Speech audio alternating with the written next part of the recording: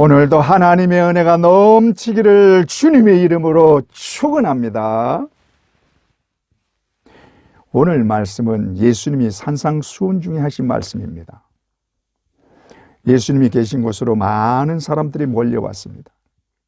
그러자 예수님이 산에 올라가서 말씀을 전하기 시작했습니다. 그런데 산이라고 하지만 높은 산이 아니라 언덕 비슷한 곳입니다. 그곳에 사람들을 앉게 하고는 말씀을 전하기 시작한 것입니다. 그런데 이 산상수훈은 예수님의 말씀 중에 많은 부분을 차지하며 팔복의 말씀을 비롯하여 황금줄이라 불리는 말씀까지 예수님의 말씀의 핵심이 다 여기에 있다고 해도 과언이 아닌 것입니다. 그 중에 오늘 다루고자 하는 말씀이 비판에 관한 것입니다. 그러나 본문의 말씀은 많이 다루는 말씀이 아닙니다. 그런데도 이 말씀을 하고자 하는 이유는 이 말씀을 시작으로 해서 내린 결론의 말씀이 황금률이기 때문입니다. 그러므로 좀 비중 있게 다루어야 할 말씀인 것입니다. 사람들은 남을 판단하고 비판하기를 참 좋아합니다. 그러나 다른 사람들이 자신을 판단하거나 비판하는 것은 싫어합니다. 그런데 바르고 정확한 판단을 하기보다 그릇된 판단을 더 많이 합니다. 서기관들과 바리새인들이 예수님을 믿지 않은 이유도 그들의 잘못된 판단에서 비롯된 것입니다. 지금도 마찬가지지만 그 당시에는 어디에 사느냐에 따라 차별이 심했습니다. 그래서 같은 이스라엘인데도 유대인들은 사마리아인들과 상종도 하지 않았습니다. 왜냐하면 사마리아 사람들은 다른 민족들과 혼합된 자들이라고 취급했기 때문입니다. 또 나사렛이라는 동네는 유대인들에게 악한 곳이라는 평판이 있는 곳이었습니다. 그래서 나사렛에서는 선한 것이 날 수 없는 곳이라고 취급했습니다. 이것은 나다나엘의 말에도 잘 나타납니다. 요한복음 1장 46절 나다나엘이 이르되 나사렛에서 무슨 선한 것이 날 수 있느냐? 빌립이 이르되 와서 보라. 빌립이 예수님의 부름을 받고 제자가 된 후에 나다나엘에게 전도를 한 것입니다. 그런데 예수님을 소개하면서 나사렛 예수라고 하자 나다나엘의 반응이 그것입니다. 나사렛에서 무슨 선한 것이 날 수 있느냐? 이것이 유대인의 밑바닥에 깔려있는 생각입니다. 그런데 하필이면 예수님이 나사렛에 살았기 때문에 그런 취급을 받았고 그런 이유로 예수님을 메시아로 인정하지 않았던 것입니다. 유대인들 중에서도 바리새인들은 더 철저하게 예수님을 믿지 않고 배척했습니다. 이들은 예수님의 말씀과 그 능력은 보지 않고 철저하게 육체를 따라 판단했고 출신지를 문제 삼고 겉으로만 판단했습니다. 그래서 예수님은 이들을 향해서 육체를 따라 판단하는 자들이라고 지적합니다. 요한복음 8장 15절 너희는 육체를 따라 판단하나. 이들은 하나님을 믿고 하나님의 말씀을 잘 알지만 정작 예언의 말씀대로 오신 예수님을 철저하게 육체로만 판단하므로 그들 앞에 오신 자신들의 구세주를 전혀 알아보지 못했고 믿지도 못한 것입니다. 그들 앞에 다시는 올 수 없는 너무나 좋은 기회가 왔는데도 그 좋은 기회를 놓치고 오히려 자기들의 메시아를 십자가에 못 박아 죽이는 어처구니 없는 짓을 저지르고 만 것입니다. 여러분, 우리도 얼마든지 그럴 수 있습니다. 우리 앞에는 어떤 것과도 비교할 수 없고 절대로 놓치면 안 되는 기회가 와 있습니다. 구약에 나오는 믿음의 선진들과 선지자들이 그렇게 보기를 원했던 구속의 실체이신 예수 그리스도를 우리는 얼마든지 볼 수 있고 얼마든지 만날 수 있습니다. 세상 사람들에게는 감추어져 있는 구원의 비밀이 우리 앞에는 활짝 열려 있습니다. 우리에게 구원을 주시려고 우리 죄를 대신하여 법의 피를 흘려주신 예수를 믿기만 하면 누구나 구원을 받습니다. 이 예수를 믿으면 영원히 살게 되는 것입니다. 믿습니까? 이 놀라운 은혜를 내가 받도록 불러주셨고 성령을 보내주셔서 이 놀라운 사실을 믿게 하셨고 그 놀라운 은혜를 충만하게 부어주셨습니다. 세상 사람들은 도무지 알 수 없는 은혜를 우리에게는 알게 하시고 믿게 하셨습니다. 그것도 우리가 죄인 중에 있을 때요, 똑같이 멸망받는 자리에 있을 때에 그 놀라운 은혜를 주신 것입니다. 그러니 얼마나 감사합니까? 우리 모두 이 놀라운 은혜를 주신 하나님께 진심으로 감사할 수 있기를 주님의 이름으로 축원합니다. 그러나 세상 사람들은 이 놀라운 구원의 비밀을 어리석은 것으로 취급하고 조롱하고 있습니다. 자신들의 어리석은 판단으로 영원한 형벌에서 영원한 생명으로 옮길 수 있는 기회를 스스로 놓치고 있는 것입니다. 그러므로 어리석게 판단하면 망하는 것입니다. 그런데도 사람들은 어리석고 그릇된 판단을 하고 있습니다. 사람들은 대체로 보면 옳은 판단보다 그릇된 판단을 많이 합니다. 그릇된 판단을 많이 하는 이유를 몇 가지 살펴보면, 첫째로 편견을 가지기 때문입니다. 앞에서 본 말씀이지만 나사렛에서 무슨 선한 것이 나겠느냐, 이것이 바로 편견에서 비롯된 것입니다. 사람들은 자신도 모르게 편견을 많이 가지고 있습니다. 이 편견이 사람들의 정확한 판단을 흐리게 만드는 것입니다. 가장 많은 편견이 외모로 하는 편견입니다. 제가 미국에 있을 때 좀 놀란 일이 있었습니다. 은행을 갔는데 어떤 분이 트럭을 타고 작업복을 입고 은행에 들어오는 것입니다. 그러면 우리나라에서는 좀 무시하는 경향이 있습니다. 지금도 좀 그렇잖아요. 그런데 작업복 차림으로 온 그 사람에게 은행에서 얼마나 친절하게 대하는지 눈을 의심할 정도였습니다. 나중에 알고 봤더니 미국에는 깔끔하게 차려입고 오는 사람보다 작업복으로 오는 사람이 훨씬 큰 고객이라는 것입니다. 일하다가 바쁘게 오는 사람들이 더 큰 돈을 거래한다는 것입니다. 그런데 우리는 이런 것에 대한 편견이 있습니다. 그래서 그 편견으로 사람을 판단하는 것입니다. 그래서 우리나라에는 큰 차, 고급차를 탄 사람을 보면 아주 친절하게 합니다. 그러나 작은 차는 무시하는 경향이 있습니다. 차만 무시하는 게 아니라 그 사람도 무시하는 경향이 있습니다. 요즘은 좀 나아졌다고 하지만 제가 볼 때는 여전합니다. 그래서 고급차나 외제차를 가지려고 하는 것입니다. 속은 채우지 않고 겉만 번드르르하게 보이려고 하고 있습니다. 이게 다 편견에서 비롯된 것입니다. 그런데 문제는 그 편견으로 사람을 판단한다는 것입니다. 일반적으로 생각할 때 돈이 많으면 대단한 사람으로 생각합니다. 그러나 가난한 사람은 별 볼 일 없게 생각하고 천한 사람으로 취급해버립니다. 이런 편견은 사회 전반에 걸쳐서 나타나고 이 편견에 의해서 판단하고 있습니다. 그래서 똑같은 상황을 만났을 때 누구의 말을 들어주느냐 하면 돈 많은 사람의 말을 들어줍니다. 심지어 재판에서도 똑같습니다. 똑같은 죄에 대해서 가난한 사람은 부자에 비해 더 큰 벌을 받습니다. 그래서 세상 말로 유전무죄, 무전유죄라는 말이 나온 것입니다. 이게 다 잘못된 편견에서 비롯된 것입니다.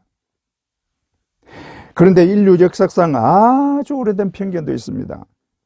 바로 여성에 대한 편견입니다. 여성은 남성에 비해서 열등한 존재로 모든 능력이 남성보다 떨어진다고 보는 것입니다. 이 편견은 아주 오래전부터 시작되었습니다. 그래서 여성은 사람 숫자에도 들지 않았고 1세기부터 20세기까지 어떤 나라도 여성에게 투표권을 주지 않았습니다. 심지어 지금도 참정권을 주지 않는 나라도 있습니다. 또 같은 이유로 여성들은 교육받을 권한도 박탈당했습니다. 우리나라도 조선시대까지 여성에 대한 공식적인 교육기관은 없었습니다. 또 우리가 잘 알다시피 인종차별은 지금도 있습니다. 특히 흑인에 대한 편견과 차별은 말도 못할 정도로 심했습니다.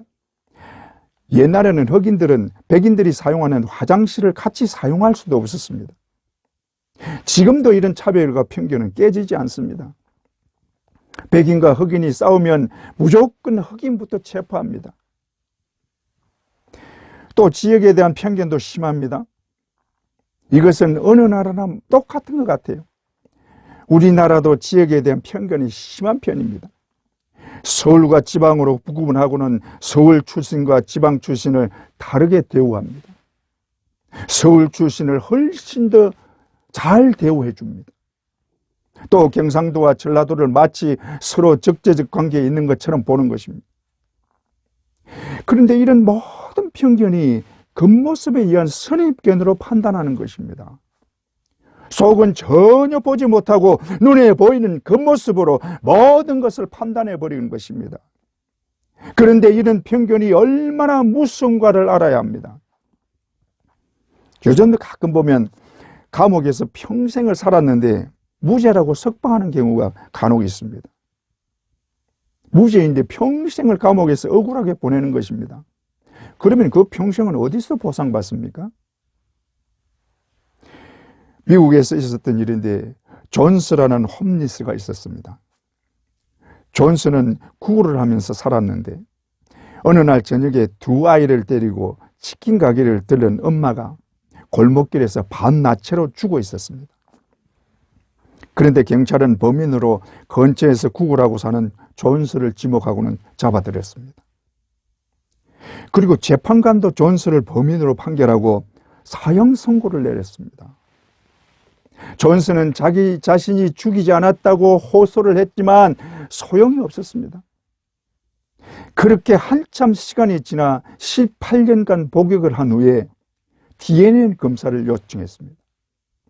처음 잡힐 때는 DNA 검사가 보편화되지 않았는데 시간이 지난 후에 DNA 검사가 보편화되고 그래서 DNA 검사를 받은 결과 범인이 아니라는 것이 밝혀졌습니다. 존스는 그 오랜 시간을 범행과 아무 상관없이 단지 홈리스라는 이유 때문에 살인자가 되었던 것입니다. 그러므로 편견이 이렇게 무서운 것입니다. 이 편견 때문에 유대인들은 예수님을 인정하지 않았고 오히려 멸시와 저주를 했고 결국 자신들의 메시아를 십자가에 못 박아 죽인 것입니다. 이 유대인들이 예수를 죽인 대가는 그 후손들에게 엄청나게 돌아왔습니다.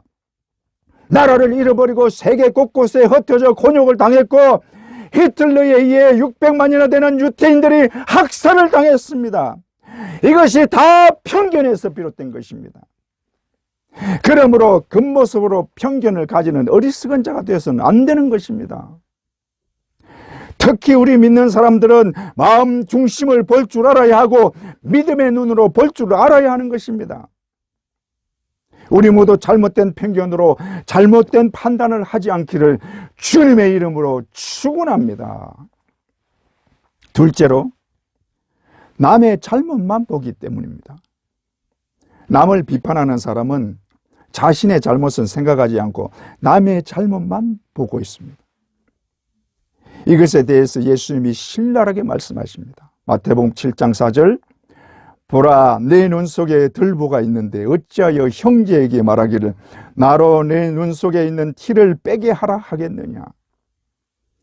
여기에 들보는 지붕 같은 것을 지칭하는 것으로 통나무를 잘라서 받치는 받침대입니다.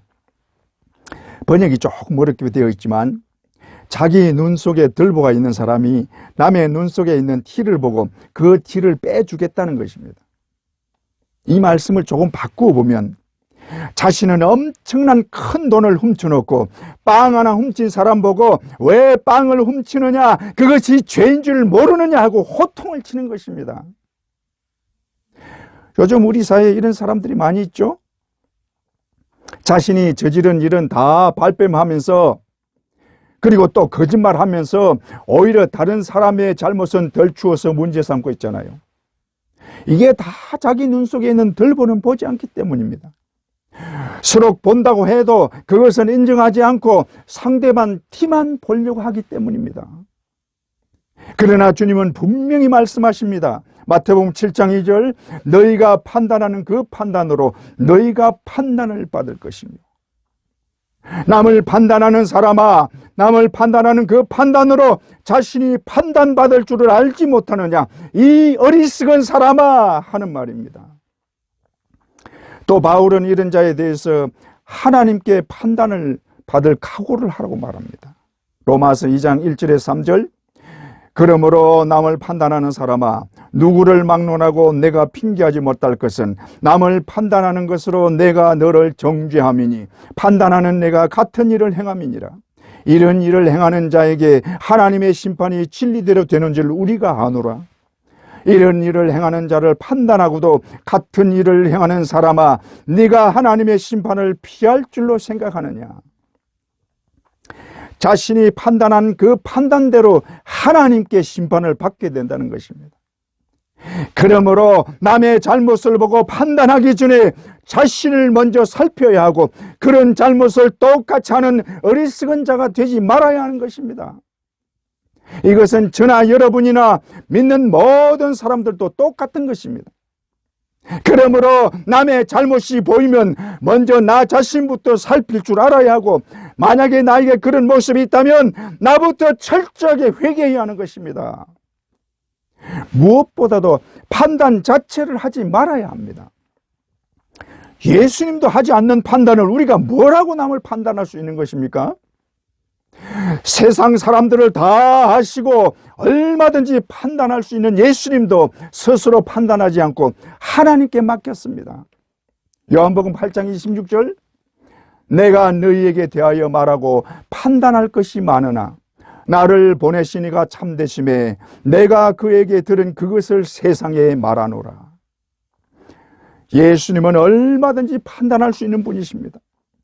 자신에게 몰려와 악한 계획으로 시험하고 책잡으려 하는 자들에 대해서 얼마든지 판단하고 심판할 수 있는 분이시지만 스스로 판단하지 않고 하나님께 맡겼습니다. 뿐만 아니라 이런 악한 자들을 대신해서 십자가에 못 박히고도 오히려 저들의 죄를 용서해 달라고 하나님께 빌었습니다. 이분이 우리가 믿는 예수 그리스도요 우리를 살리신 우리의 구원자이십니다. 믿습니까? 그러므로 주님을 믿는 사람은 남을 판단하지 말아야 합니다. 아무리 큰 남의 잘못을 보더라도 오히려 불쌍히 여기고 그를 위해 기도할 줄 알아야 합니다. 이것이 예수 그리스도의 마음입니다. 어떤 때는 사람들의 잘못된 판단 때문에 오히려 내가 곤욕을 치를 수도 있습니다. 억울하게 당할 수도 있습니다. 그러나 나를 위해 곤욕을 당하신 주님을 생각하면 얼마든지 견딜 수 있습니다. 나의 억울함은 하나님이 갚아주십니다. 믿습니까? 우리 모두 예수님처럼 불쌍히 여기고 기도해 줄 수 있기를 주님의 이름으로 축원합니다. 셋째로, 자신은 남보다 어렵다고 생각합니다. 남을 판단하고 비판하는 사람은 대부분 자신은 그런 사람보다는 어렵다고 생각하는 것입니다. 이런 자들은 남을 정죄하는 자들입니다. 예수님 앞에 가늠한 여인을 끌고 온 자들이 바로 이런 자들입니다. 예수님이 아침에 성전에 들어가서 가르치시는데 서기관들과 바리새인들이 가늠한 여인을 끌고 예수님 앞에 와서 예수님께 질문을 합니다. 요한복음 8장 3절에서 5절 서기관들과 바리새인들이 음행 중에 잡힌 여자를 끌고 와서 가운데 세우고 예수께 말하되 선생이여 이 여자가 가늠하다가 현장에서 잡혔나이다. 모세는 율법에 이러한 여자를 돌로 치라 명하였거니와 선생은 어떻게 말하겠나이까? 이들이 이렇게 질문하는 것은 예수님을 고발할 조건을 얻고자 함이라고 말합니다. 이 가늠한 여인을 현장에서 붙잡은 것에 대해서 많은 사람들은 이것 자체가 음모라고 말하기도 합니다. 왜냐하면 가늠한 여인을 현장에서 잡았다면 반드시 남자도 함께 잡아와야 합니다. 그래야 증거가 됩니다. 그런데 남자는 없고 여자만 잡아왔습니다. 그래서 이것부터가 음모라고 말합니다. 그러나 어쨌든 가늠한 여인이 붙잡혔습니다. 그러면 자기들이 믿는 모세의 법대로 처리하면 되는데 굳이 예수님 앞에 데리고 와서 예수님을 시험하고 있습니다. 그런데 그때 예수님의 대답은 죄 없는 자가 먼저 돌로 치라 하는 것입니다. 요한복음 8장 7절, 그들이 묻기를 맞이 아니하는지라 이에 일어나 이르시되 너희 중에 죄 없는 자가 먼저 돌로 치라 하시고, 그리고는 땅에 글을 썼습니다. 그런데 예수님이 땅에 무슨 글을 썼는지에 대해서 말들이 많습니다만 성경에 나오지 않으니 알 수는 없고 추측할 이유도 없습니다. 그러나 이 사람들은 그래도 일만의 양심은 있었던지 자신의 죄를 생각하고 모두 다 돌을 놓고 그 자리를 떠나간 것입니다. 이들은 적어도 자신은 가늠한 여인보다는 어렵다고 생각했습니다. 그래서 가늠한 여인을 심판하기 위해 예수님 앞에 데리고 왔고 예수님도 함께 공격하려고 했던 것입니다. 그러나 예수님의 말씀은 가늠한 여인보다 어려운 것이 아니라 너는 죄가 없느냐 하고 묻고 있는 것입니다. 사람들은 자신은 적어도 죄인처럼 죄를 짓지는 않는다고 생각합니다. 이런 마음이 있기 때문에 자신의 죄를 뉘우치지 못하는 것이요, 그러기 때문에 예수를 믿지 않는 것입니다. 그런데 교회 안에도 이런 사람들이 얼마든지 있습니다. 자신은 누구보다 잘 믿는다고 생각합니다. 이런 분들은 스스로 자신의 믿음을 진단하고 자신의 믿음에 만족하고 있습니다. 그래서 더 큰 은혜를 사모하지 않고 하나님을 아는 더 깊은 은혜의 바다로 들어가지를 못하는 것입니다. 한마디로 자신의 부족함을 깨닫지 못하는 것입니다. 그러면서도 남에 대해서 판단하고 비판하는 것입니다. 이것이 바리새인의 기도에서 아주 잘 나타납니다. 자신은 누구보다 의인이요 세리와도 같지 않음을 감사하고 있습니다. 누가복음 18장 9절에서 11절, 또 자기를 어렵다고 믿고 다른 사람을 멸시하는 자들에게 비유로 말씀하시되 두 사람이 기도하러 성전에 올라가니 하나는 바리새인이요 하나는 세리라. 바리새인은 서서 따로 기도하여 이르되 하나님이여 나는 다른 사람들 곧 토색 불이 간음을 하는 자들과 같지 아니하고 이 세리와도 같지 아니함을 감사하나이다. 이 바리새인은 하나님의 은혜가 감사한 것이 아니라 자기가 죄를 짓지 않는 것을 자랑하고 그런 자기 자신에게 감사하고 있습니다. 그러면서 세리는 멸시합니다. 이들은 자신들의 편견으로 세리는 무조건 죄인으로 취급하고는 죄인이라고 멸시하고 있는 것입니다. 자신이 얼마나 어렵다고 생각했으면 하나님 앞에서 이런 기도를 하는 것입니까? 그런데 교회 안에 보면 의외로 이 바리새인처럼 다른 사람을 무시하는 경우가 많다는 것입니다. 자신보다 믿음이 약하다고 생각되면 우습게 봅니다. 성경을 좀 많이 알면 교만해집니다. 그래서 설교도 판단합니다. 어떤 교회에서 전도사님이 설교를 하게 됐나 봅니다.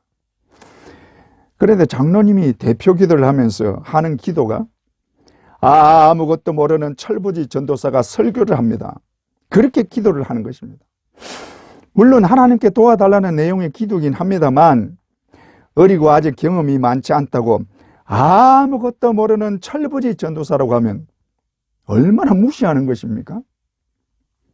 이런 마음으로 설교를 들으면 무슨 은혜를 받겠어요? 또 간혹 잘못 알고 잘못 믿으면서도 자신은 잘 믿는다고 생각하고 그것에 대해서 얘기하고 고쳐주려고 하면 오히려 가르치려고 합니다. 말씀에 비추어 잘못되었으면 바꾸어야 하는데 바꿀 생각을 하는 것이 아니라 오히려 자신이 맞다고 주장을 하는 것입니다. 그래서 이단에 빠진 사람을 구해내기가 정말 어려운 것입니다. 자신은 잘못 믿는 것이 아니라고 생각하기 때문에 오히려 가르치려고 하는 것입니다. 이것이 바리새인들의 생각이요, 이 생각으로 예수님을 판단하게 되었고 아무 죄도 없으신 참 의인을 죄인으로 몰아 죽이고 만 것입니다. 그러므로 아무리 오래 믿고 은혜가 넘쳐도 자신의 부족함을 언제나 알아야 하고 하나님 앞에서 자신의 부족을 고백해야 하는 것입니다. 여러분, 만약에 자신의 믿음이 좋다고 생각되면 다른 사람과 비교하지 말고 주님과 비교해 보세요. 자신이 주님과 비교해도 잘 믿는다고 생각하고 하나님께 온전히 영광을 돌린다고 생각하면 그때는 하나님께 자랑하세요. 그렇지 않다면 세리의 마음이 되시기 바랍니다. 주여, 나를 불쌍히 여겨주소서. 나는 죄인이로소이다. 여러분, 우리는 판단을 하지 말아야 합니다. 그 판단이 옳은 판단이든 잘못된 판단이든 간에 판단 자체를 하지 말아야 합니다. 내가 판단하는 그 판단으로 내가 판단받습니다. 모든 것을 판단할 수 있는 예수님도 판단하지 않는데 우리가 뭐라고 판단합니까? 그런데도 목사들에 대한 판단은 너무나 쉽게 잘합니다. 조금만 뉴스에 나오면 자기가 하나님처럼 저 목사는 지옥 갈 목사라고 판단해버립니다. 판단은 오직 하나님만이 하십니다. 그러므로 모든 판단은 하나님께 맡기고 오히려 기도하는 성숙한 신앙이 되시기를 주님의 이름으로 축원합니다.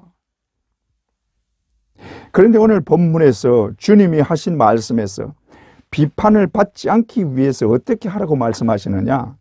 첫째로 비판하지 말라고 하십니다. 비판을 받지 아니하려거든 비판하지 말라. 그냥 비판하지 말라가 아니라 비판을 받지 아니하려거든 비판하지 말라는 것입니다. 예수님은 이런 말씀을 많이 하셨습니다. 누가복음 6장 37절에 보면 비판을 받지 아니하려거든 비판하지 말라. 정죄를 받지 아니하려거든 정죄하지 말라. 용서를 받고 싶으면 먼저 용서해 주어라. 그런데 이 말씀을 좀 깊이 들여다보면 형식보다 내용을 중요시하라는 말씀입니다. 예수님이 비판에 대해서 말씀하시는 것이 겉만 보고 판단하는 바리새인들의 형식에 치우친 것을 염두에 둔 말씀이라고 볼 수 있습니다. 비판하는 자체가 내용보다 형식적인 겉모습만 보고 하는 것입니다. 유대인들, 특히 바리새인들은 형식을 굉장히 중요시했습니다. 그들은 율법을 잘 지키는 것처럼 보이려고 애를 썼습니다. 그래서 자신들을 옳게 보이려고 율법을 지키지 않는 사람들을 철저하게 정죄하고 비판했습니다.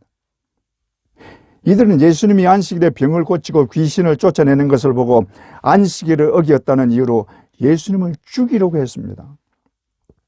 그러나 예수님은 이들에게 율법의 참 의미는 이런 것이라고 가르치십니다. 마가복음 3장 4절, 그들에게 이르되 안식일에 선을 행하는 것과 악을 행하는 것, 생명을 구하는 것과 죽이는 것 어느 것이 옳으냐 하시니 그들이 잠잠하거늘. 너희는 율법의 형식만 중요시하지 말고 그 내용을 제대로 깨달으라는 말입니다. 이들은 율법의 형식만 가지고 예수님을 비판했습니다. 그러나 그 비판으로 오히려 예수님께 판단을 받고 비판을 받은 것입니다. 이들은 하나님을 누구보다 잘 믿는다고 하면서 하나님의 말씀을 지키지는 않았습니다. 그래서 예수님께 위선자라는 신령한 비판을 받았습니다. 이들은 율법을 누구보다 잘 지켜야 하는 자들이지만 지키는 것이 아니라 사람들에게 보여주기만 했습니다. 그래서 사람들 눈에 띄는 일만 합니다. 예를 들면 이마나 팔에 차고 다니는 갑이 있습니다. 그 갑 속에 말씀 구절들을 넣어 다니는데 이것은 모세의 명령으로 말씀을 항상 가까이 하기 위해서 이마나 팔에 붙이고 다니라고 한 데서 비롯된 것입니다. 신명기 11장 18절, 그것을 너희 손목에 메어 기호를 삼고 너희 미간에 붙여 표를 삼으며. 그런데 이들은 이 갑을 더 크게 만들어서 다른 사람들이 잘 보도록 했습니다. 또 옷이 겹쳐지는 옷술에 말씀을 새기고 다니는 것도 그 옷술을 더 크게 만들어서 눈에 잘 띄게 했습니다. 그 말씀을 보고 외우는 것이 목적이 아니라 오로지 사람들에게 보이기 위한 것입니다. 그래서 예수님은 이들에 대해서 외식하는 자들이요 위선자들이라고 신랄하게 비판한 것입니다. 마가복음 13장 38절에 40절, 예수께서 가르치실 때에 이르시되 긴 옷을 입고 다니는 것과 시장에서 문안받는 것과 회당의 높은 자리와 잔치의 윗자리를 원하는 서기관들을 삼가라. 그들은 과부의 가산을 삼키며 외식으로 길게 기도하는 자니 그 받는 판결이 더욱 중하리라 하시니라. 이들은 긴 옷을 입고 다니면서 사람들에게 문안받기를 좋아했습니다. 어디서든 높은 자리에 앉기를 좋아했습니다. 누구보다 열심히 기도하는 것을 보여주고자 길거리 여기에서 오래 기도했습니다. 그러나 그 속에 하나님을 진정으로 믿고 높이는 마음은 없었습니다. 사람들은 이런 것을 제대로 보지 못하지만 사람의 중심을 보시는 주님의 눈에는 다 보였습니다. 그런 자들이 오히려 예수님을 판단하고 비판하고 있는 것입니다. 여러분, 마음 중심을 보시는 주님이 우리와 한국교회를 보시면 어떨까요? 이런 외식과 위선이 우리에게는 없습니까? 주님께 책망받을 일이 얼마나 많습니까? 그러면서도 오히려 남을 판단하고 비판하고 있습니다. 자기 눈에 덜보는 보지 못하고 남의 눈에 티만 보고 지적하는 일이 얼마나 많습니까? 저도 여러분도 마찬가지입니다. 이제 우리의 모든 위선을 버립시다. 주님처럼 자신을 낮추고 내려놓는 겸손한 자들이 될 수 있기를 바랍니다. 십자가 앞에 무릎 꿇는 진실한 믿음의 사람들이 되기를 바랍니다.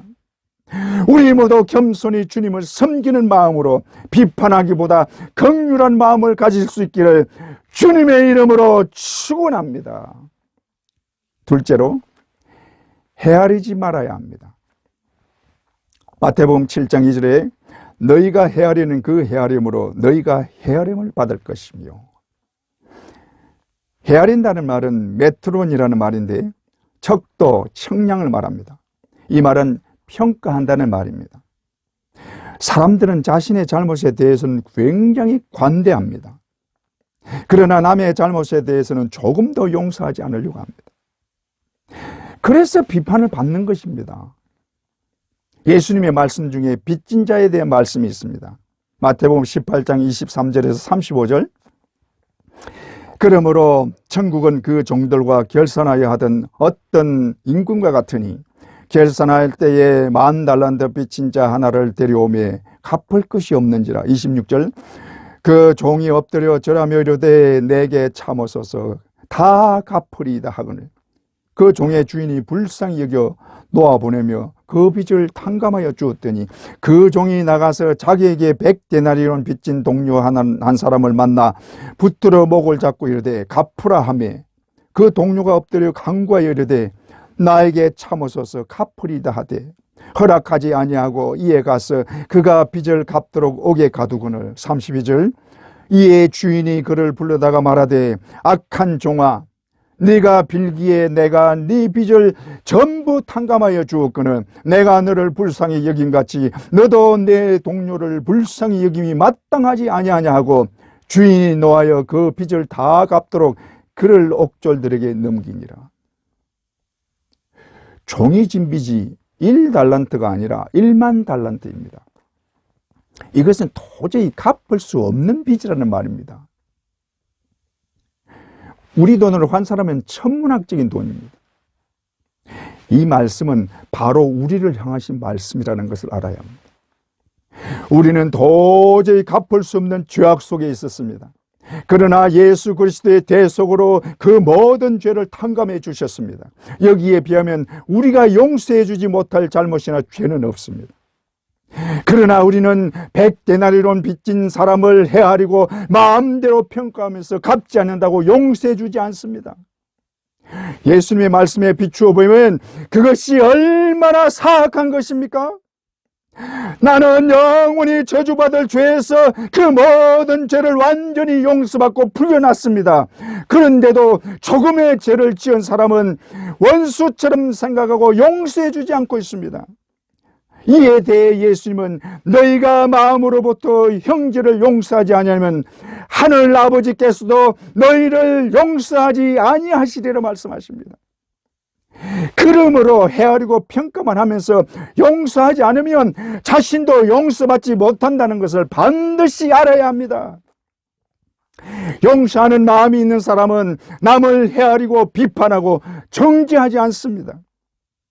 도저히 용서받을 수 없는 죄를 용서받았는데 무엇을 용서하지 못하겠습니까?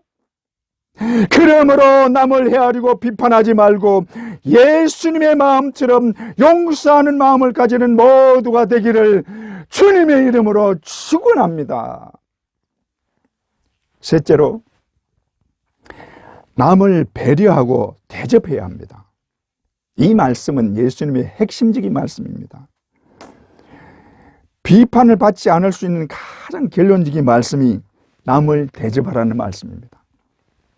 마태복음 7장 12절, 그러므로 무엇이든지 남에게 대접을 받고자 하는 대로 너희도 남을 대접하라. 이것이 율법이요 선지자니라. 대접한다는 말은 상대방을 인정하고 높인다는 말입니다. 대접하기 위해서는 자신을 낮출 수 있어야 대접할 수 있습니다. 그러나 이게 쉬운 문제는 아닙니다. 쉽지 않기 때문에 의식적으로 낮추어야 합니다. 그래서 예수님이 하신 말씀이 청함을 받았을 때 높은 자리에 앉지 말라고 하십니다. 누가복음 14장 8절에서 9절, 네가 누구에게나 혼인잔치에 청함을 받았을 때 높은 자리에 앉지 말라. 그렇지 않으면 너보다 더 높은 사람이 청함을 받은 경우에 너와 그를 청한 자가 와서 너더러 이 사람에게 자리를 내어주라 하리니 그때에 네가 부끄러워 끝자리로 가게 되리라. 그런데 요즘 세상은 자신을 낮추는 자를 오히려 무시하는 사회가 되고 있습니다. 그만큼 교만한 사회가 되었고 겸손한 자를 바보 취급하고 있다는 말입니다. 뿐만 아니라 기회만 있으면 깎아내리고 짓밟으려고 합니다. 이런 일을 당하면 화가 나고 분이 날 수 있습니다. 하나님의 말씀대로 살려고 하면 이런 일은 더 많이 당합니다. 그래서 믿음대로 살기가 쉽지 않은 것입니다. 이것도 세상에서 당하는 환난인 것입니다.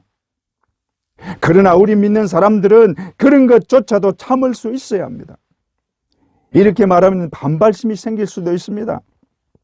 믿는 사람은 세상에서 바보 취급당하고 살아야 하는가 할 수 있습니다.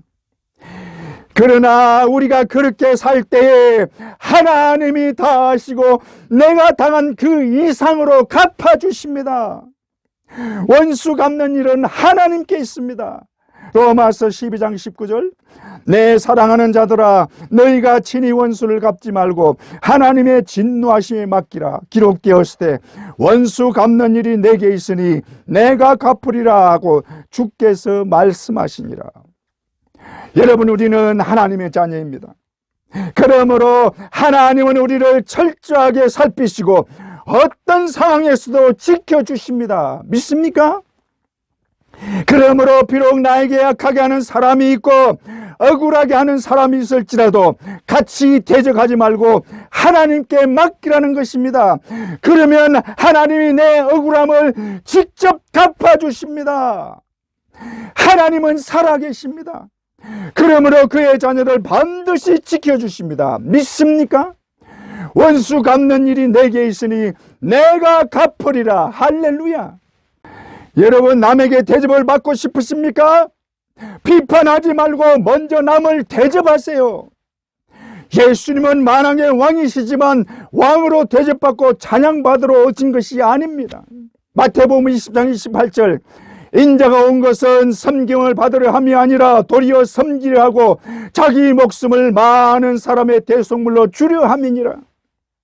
예수님은 왕이시지만 오히려 종이 되셨고 자기 목숨을 내어놓고 죽기까지 복종하고 섬겼습니다. 그 주님을 믿는다면 얼마든지 남을 대접할 수 있고 섬길 수 있는 것입니다. 우리는 주님보다 높아져서는 안 되는 것입니다. 그러므로 주님이 종으로 오신 이상 우리도 종의 마음을 가져야 하고, 주님이 죽기까지 복종하신 이상 우리도 주님 말씀에 복종해야 하는 것입니다. 인자가 온 것은 섬김을 받으려 함이 아니라 도리어 섬기려 하고 자기 목숨을 많은 사람의 대속물로 주려 함이니라. 할렐루야. 우리 모두 예수 그리스도를 믿는 사람답게 비판하기보다 오히려 대접하는 자들이 될 수 있기를 주님의 이름으로 축원합니다.